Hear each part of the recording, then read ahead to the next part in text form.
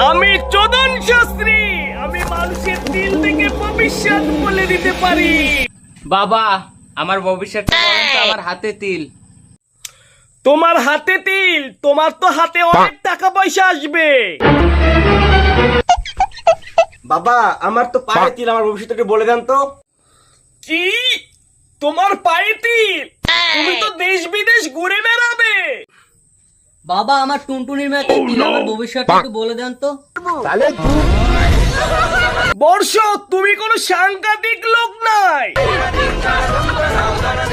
বর্ষ, তুমি একদিন অনেক বড় খেলোয়াড় হবে, তোমাকে দেশ বিদেশের মানুষ চিনবে, তোমাকে সবাই ক্রমে শ্বাস করে দেখবে।